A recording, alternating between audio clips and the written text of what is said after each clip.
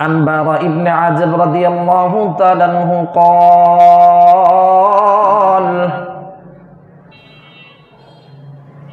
قال النبي الصادق المصدوق صلى الله عليه وسلم ও মেরে মুহতারাম ভাইও, এই হাদিসের মাঝে নবীজি সাল্লাল্লাহু আলাইহি ওয়াসাল্লাম প্রথম কাতারের কেমন ফজিলত, এই ফজিলত সম্পর্কে আমাদেরকে অবগত করেছেন। নবীজি সাল্লাল্লাহু আলাইহি ওয়াসাল্লাম ইরশাদ করেছেন, ইন্নাল্লাহা ওয়া মালাইকাতাহু ইউসাল্লুনা আলাল্লাযীনা ইয়ালুনা সুফুফাল উলা। ইন্নাল্লাহা, নিশ্চয় আল্লাহ সুবহানাহু ওয়া তাআলা, ওয়া মালাইকাতাহু, এবং আল্লাহ তাআলার ফেরেশতাগণ, ইউসাল্লুন, রহমত নাজিল করেন।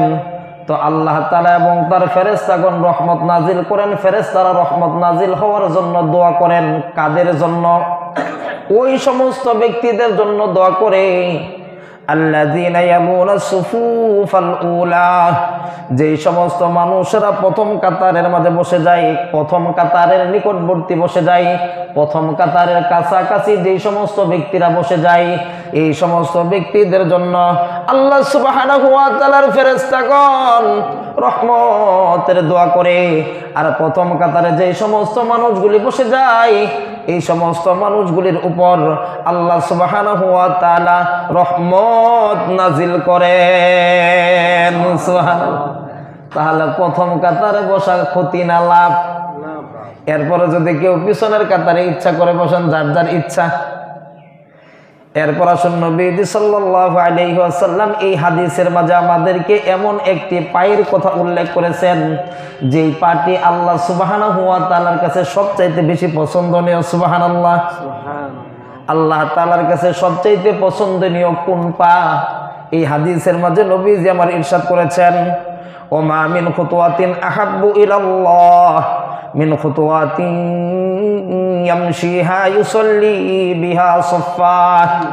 আল্লাহ সুবহানাহু ওয়া তাআলার কাছে ওই পা সবচাইতে উত্তম, যেই পা কাতার সোজা করার জন্য সামনে এগিয়ে যায়, এই কাতার সোজা করার জন্য, খালি জায়গা পূর্ণ করার জন্য যেই পা এগিয়ে যায়, যেই পায়ের কদম ফেলা হয়, এই পাটি আল্লাহ সুবহানাহু ওয়া তাআলার কাছে সবচাইতে বেশি প্রিয়।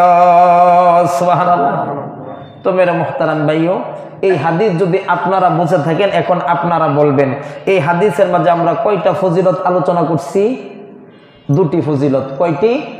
দুটি।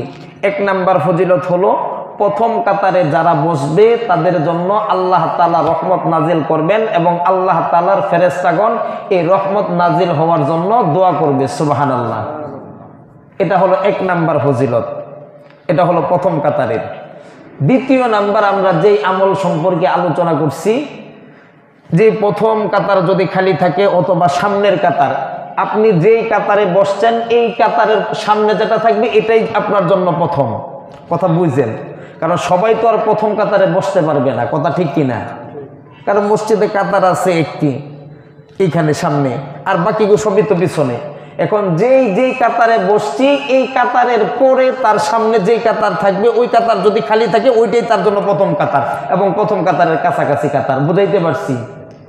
এখন আসুন, এই খালি জায়গা পূর্ণ করার জন্য, প্রথম কাতারে আসার জন্য যদি কোনো ব্যক্তি একটা কদম ফেলে দেয় বা একটা কদম আগায়া যায়, এই কদমটা, এই পাটা আল্লাহ তাআলার কাছে সবচাইতে প্রিয়। নবীজি এই হাদিসের মধ্যে এই কথা ঘোষণা করছেন। সুবহানাল্লাহ। তাহলে আমরা এই হাদিস শোনার পরে, জানার পরে, বোঝার পরে আমাদের জন্য করণীয় আমল হলো, আমরা প্রথম কাতারে খালি জায়গা থাকা অবস্থায় পিছনের কাতারে বসবো না। আল্লাহ তাআলা আমাদেরকে বোঝার এবং আমল করার তৌফিক দান করুক, আমিন বলি ভাই। এরপরে যদি কেউ না করেন, সেটা যার যার ব্যক্তিগত ইচ্ছা। কারণ ফেরেশতারা আপনার জন্য দোয়া করবে, এই দোয়া যদি আপনার দরকার না হয় তাহলে তো আমার কিছু বলার নেই। এখন আসুন প্রিয় ভাইরা, এই প্রথম কাতারের ফজিলত সম্পর্কে আপনাদেরকে আরেকটি হাদিস শোনাবো। এই হাদিসের মাঝে আমার নবীজি সাল্লাল্লাহু আলাইহি ওয়াসাল্লাম প্রথম কাতারের ফজিলত এবং মুয়াজ্জিন সাহেবের ফজিলত কেমন এই সম্পর্কে আলোচনা করেছেন। আসুন হাদিসটি আমরা মনোযোগ দিয়ে আলোচনা করি। এই হাদিস গ্রন্থের নাম হলো সুনানুন নাসাই, হাদিসের নাম্বার হলো 647। এই হাদিসটি হযরতে বারা ইবনে আযিব রাদিয়াল্লাহু তাআলা আনহুর সনদে বর্ণিত। এই হাদিস শোনার পরে আপনাদের যাদের দ্বারা সম্ভব হয়, সামর্থ্য হয়, সুযোগ হয়, আশা করি আপনারাও আমল করার জন্য চেষ্টা করবেন। আমিও করি, আরও করব ইনশাআল্লাহ। আসুন হাদিস আলোচনা করি।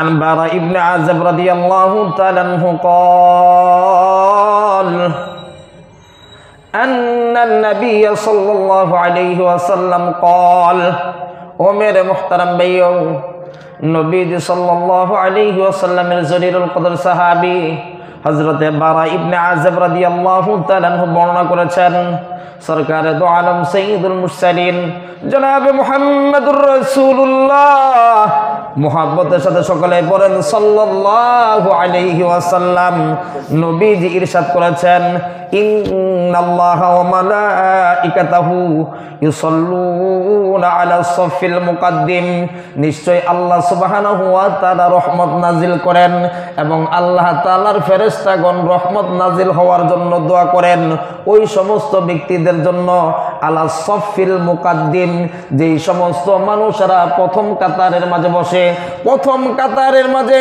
যেই সমস্ত ব্যক্তিরা বসে যায়, এই সমস্ত ব্যক্তিদের জন্য আল্লাহ তাআলার রহমতের ফেরেশতারা দোয়া করে এবং আল্লাহ তাআলা ওই সমস্ত ব্যক্তিদের উপর রহমত নাজিল করেন।